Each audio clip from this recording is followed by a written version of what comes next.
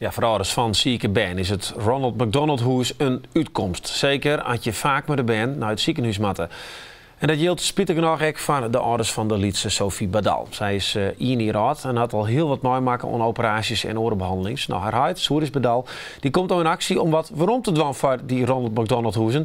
En ja, dat zul hij dan op de fiets en mijn orenzaken die hij organiseert. Nou, ik aan tafelmanager Livia Westerhuis. Zij is van het Ronald McDonald House. Ingreens, welkom beiden.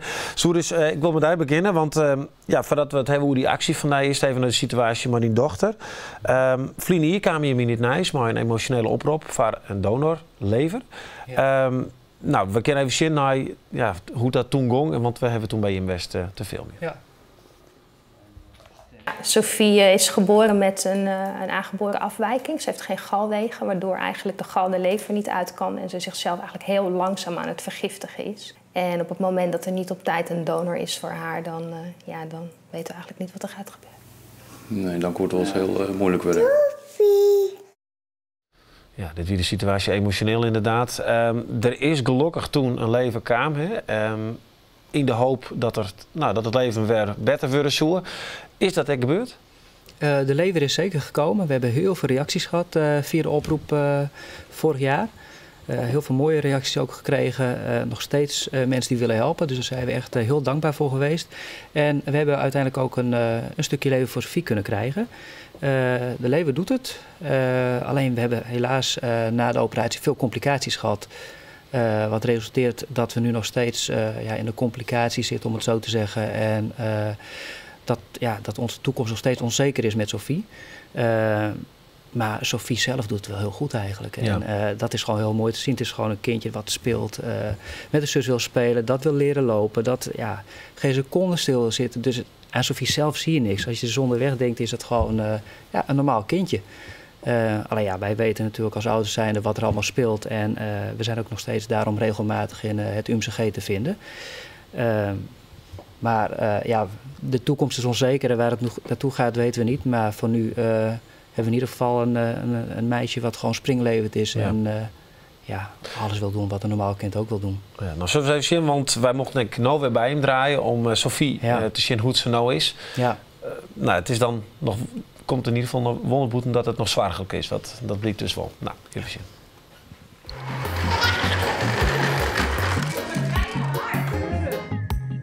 Ze is ook een heel nieuwsgierig meisje.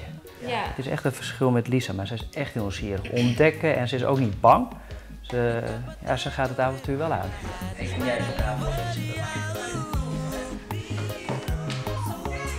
We kregen complicaties met galwegen, we kregen complicaties in de lever zelf, doordat er geen bloedstoevoer was.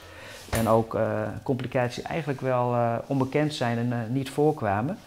Dus wij zijn eigenlijk nog een aantal maanden in het ziekenhuis gebleven en in het Ronald McDonald Huis hebben we daarna gewoond. En eind oktober zijn we met z'n allen teruggekomen.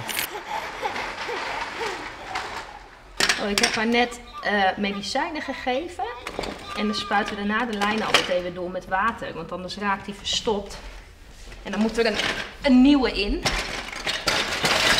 Dan moeten we de thuiszorg weer bellen, dat willen we niet. We genieten van elk moment met hun samen, maar het is natuurlijk best wel zwaar. We zitten nog in een zeer zwaar medisch traject met de een. En we hebben wel besloten om haar weer naar school te sturen. Alleen op het moment dat daar infectieziektes zoals nu roodvonken heerst, dan komen we toch weer in zo'n impasse. Want wat doe je met een kind die momenteel toch wel een heftige kuur doorstaat en wat doe je dan met haar? Dus weet je, ook Lisa heeft veel in moeten leveren. Ik kan niet zonder jou, misschien jij wel. Ja, eigenlijk het draait nog steeds alles om Sophie. Ik heb ook besloten om thuis te blijven, want Sophie kan op dit moment ons niet missen. Dus dat betekent dat ze druk op zoek is naar een baan en ik hier thuis blijf voor het vang- en vliegwerk. Ja, we moeten gewoon gaan kijken of we dat mogelijk kunnen maken en of dat mogelijk is in deze situatie of dat we toch een stapje terug moeten gaan doen. Ja. Het heeft zoveel gevolgen dit. Ja, financieel, emotioneel, we zijn allemaal natuurlijk erg moe. Wat doet papa? Angst is die er? Altijd. Let it go, let it go. Ja, dat zwaarte hangt wel altijd boven ons hoofd. De grootste angst is nog steeds dat we haar gaan kwijtraken. En dat zal niet van vandaag op morgen gebeuren. En soms ben ik ook wel eens boos. Dan denk ik van, weet je, hoe heeft ons leven zo kunnen gaan? Hoe ben je hier gekomen?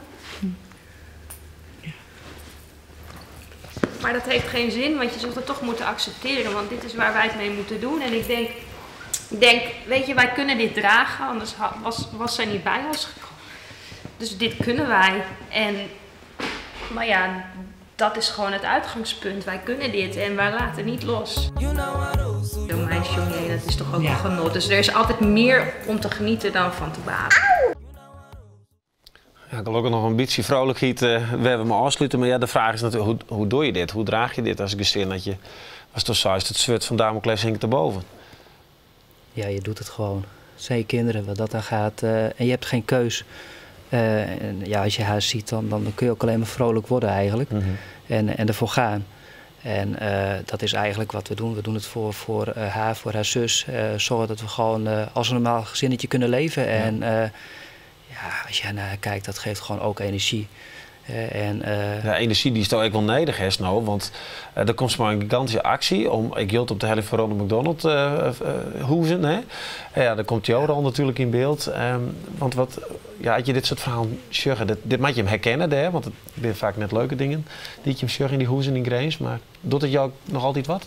Ja, absoluut. Dat doet me zeker wat. En Suris en Kirsten Bardal hebben met Lisa ook maanden bij ons in huis verbleven in het Ronald McDonald Huis Groningen. En de situatie is in die zin wel herkenbaar dat wij ouders in huis een thuis bieden, ver van huis. Terwijl hun ernstig zieke kind in het nabijgelegen ziekenhuis ligt. En dat zijn altijd ernstig zieke kinderen. Dus dat zijn heftige situaties. Ja, wat betekent dat voor je, dat je hem daar met Takoen? Ja, alles. We kunnen als gezin nog samen zijn. Lisa kan bij ons zijn. En gewoon de steun geven aan Sophie op momenten dat het ook gewoon nodig is. Een knuffel, een kus. Maar ook gewoon snel ter plaatse kunnen zijn voor beslissingen die nodig zijn.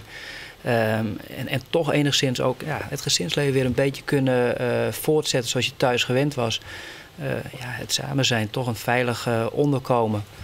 Ja, zonder het huis was dat geen doel geweest. En dan woon ik nog in Leeuwarden, maar mensen over het hele land zitten er. Ja, dat is gewoon niet te doen. En zelfs de afstand van Leeuwarden naar Groningen, ik weet hoeveel minuten het precies is, maar zelfs dat is een hele lange rit. Dat weet ik. Maar een holle vol zwager vanzelfs altijd. Ja. Nou wordt het de ziel op hellen en hij doet dat maar het fietsen. Kun je even vertellen wat dan precies is? Ja, zeker. Eind juni, 24, 25 juni is Home Ride. Het fietsen-event van het Ronald McDonald Kinderfonds en het Ronald McDonald Huizen. En daarvoor heb ik me ingeschreven samen met mijn team, wat Love to Ride for Sophie heet. En gaan wij 500 kilometer fietsen. Waarbij ik ineens heb bedacht om maar de volle 500 te gaan doen. Nou, trainers schieten er een beetje binnen de laatste tijd, maar op karakter gaan we dat doen. En voor al die kinderen doe ik dat graag. Want een ziek kind kan gewoon niet zonder ouders. Nee, maar is het zo nodig dan? Want je denkt altijd van, dat is er gewoon, die hoezen binnen, klaar. Ja, dat klopt. Maar het is echt nodig. Want we zijn 100% afhankelijk van de gullegever. Dus van donateurs, van sponsoren, van mensen zoals Suris die acties voor ons doen, geld inzamelen. En we zijn ook afhankelijk van vrijwilligers. We zijn echt een vrijwilligersorganisatie. Dus zonder hen geen huis. Nee. En het lijkt vanzelfsprekend, maar dat is het absoluut niet. Er zit geen cent van de overheid bij. Nee, en dat is toch heel erg neidig. Je hebt daar heel welkom field, een frunskippen opdienen. Ja. Hoe bizar dat dan ook is, maar horen mensen. Wat is dat dan? Dat je... Ja, je zit toch allebei wel als ouders zijn in dezelfde situatie. En ook daar gaat het leven, net zoals overal, gewoon door. Ook daar moet je eten en ook daar kom je in contact met mensen. En het mooie is dat je juist dan niet altijd over het zieke kind hebt, maar gewoon ook... Mensen begrijpen elkaar wel. Van, de situatie is ernstig en elkaar in dat opzicht met rust laten en gewoon leuke dingen doen. Dus een keer misschien de stad een hapje eten of gewoon dat bekende schouderklopje dat je dan krijgt, komt wel goed. Ja, dat is zo vanzelfsprekend daar en dat maakt ook dat het een soort van thuis wordt. Oké. Ja. De laatste, er is nog volle meer op de scrollers. Kun je even vertellen wat er is voor evenement? Ja, wij proberen zoveel mogelijk geld in te zamelen voor dit goede doel. En aanstaande zaterdag hebben wij het Schranspektakel op de Schrans in Leeuwarden. Met veel activiteiten waarbij wij geld in gaan zamelen. Met onder andere een veiling, een loterij. Maar ook zijn er leuke optredens van onder andere Siep van de Ploeg. Het biedt activiteiten voor kinderen. Sminken, ponycycles zijn er, springkussens, maar ook natuurlijk genoeg te eten. Dus eigenlijk is het een uitje voor het hele gezin met het doel geld inzamelen voor de Ronald McDonald Huizen. En ik zou zeggen, kom zaterdag allemaal naar de Schrans en help mee zoveel mogelijk geld in te zamelen voor dit mooie doel. En dan gaat het nog Greens alleen nog of alleen nog hoe is in Greens of gaat het nog verder ergens in? Volgens mij, wat er nu gaat gebeuren, dat gaat deels naar Groningen en deels naar de huizen. Dat gaat sowieso een deel naar alle huizen, dus dat is sowieso heel mooi. En daarnaast gaat een bepaald bedrag boven een bepaalde grens gaat naar het huis Groningen. Okay. Nou, het komt in ieder geval op een goed plak. Bedankt in ieder geval voor je verhaal en heel veel sterkte de komende tijd. Ja, dankjewel. Oké, dank u wel.